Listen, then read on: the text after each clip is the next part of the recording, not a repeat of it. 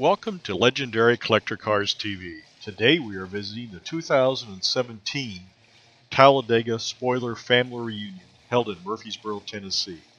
This special annual event focuses on the 1969 Ford Talladega and Mercury Cyclone Spoiler 2 cars. These are the street versions of the Aero Warriors that started the battle between the new Aero Ford products and the wild and crazy winged Aero 1969 Dodge Daytona and 1970 Plymouth Superbird. Once a year, the Ford and Mercury gang gather to compare cars and learn more about these amazingly rare vehicles.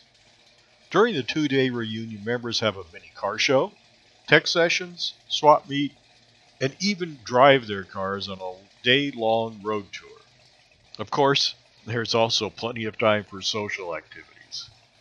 Today we are bringing you a portion of the first tech session by Marty Burke of Marty Burke Motorsports. Marty is not only the chief judge for the Fairlane Club of America, he's a past NASCAR car owner and NHRA national record holder, but he is also an avid collector of the Ford and Mercury Aero cars. At this session, he is instructing on why Joe Gibbs driven motor oil is the correct blend of zinc and other ingredients to preserve and protect vintage high-performance Ford and other engines. In upcoming episodes, we will bring you more from the reunion, but for now, listen to what Marty has to say about keeping your vintage engine running. What I can tell you is I've got documentation on what I tell you. It's really important.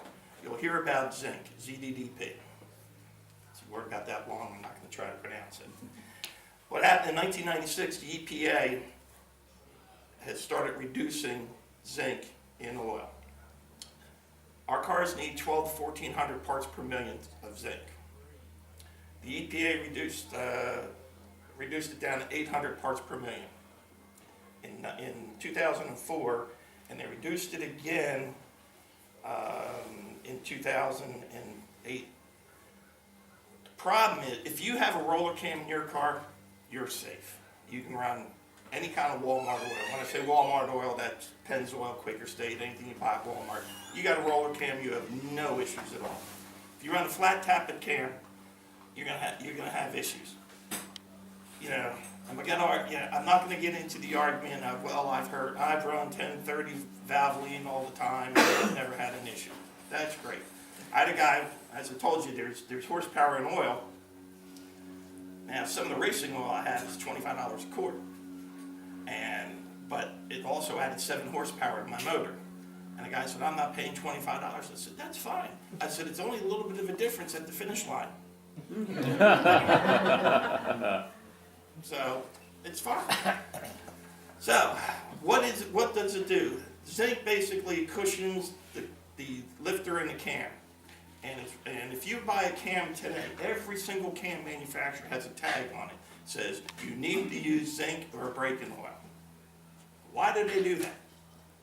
Because you need to use zinc or braking oil.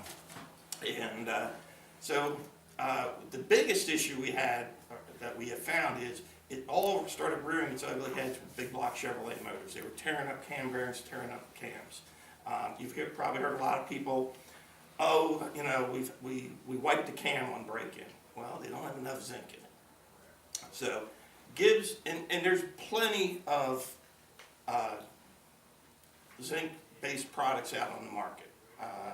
Even Hemmings Motor Oil has their own oil. Comcam has their own. Brad Penn.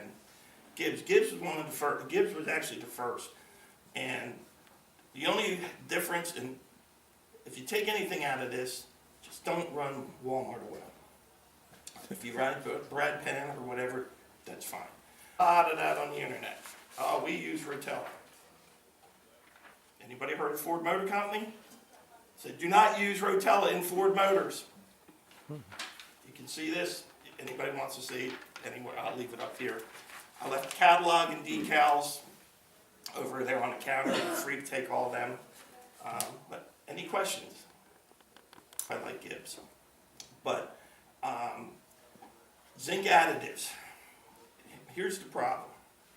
You can pour it in remember I said 12 to 1400 is optimum. Less you have wear issues, more you have lubrication issues.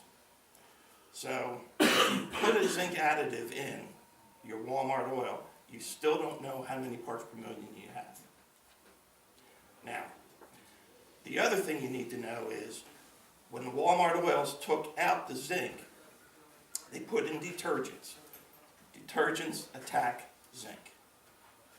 So again, if you're using an additive and you got a high detergent oil, you again don't know what to do. I usually say it's kind of like trying to bake a cake, put it in the oven and say, oh, I forgot the sugar, so I'll just throw sugar on the top. You know, most of these people, Brad Penns, the Gibbs, and the Hemmingses, all their oils, they're all blended specifically for it. They make different kinds. They make 1030, 1040, 1550. And the Ford always used 1030. Synthetic, they make you know, regular fossil. It's whatever you prefer. I like synthetic because it is slicker, less friction. I proved it on the dyno, more power. Anytime you take friction away, you're making more power. A lot of people like conventional oil. Yes, synthetic is a lot more expensive. Probably a couple bucks a quart more expensive. But you do have extended oil changes. That's the advantage of that. Most of the stuff you can leave in for a year or 2 years.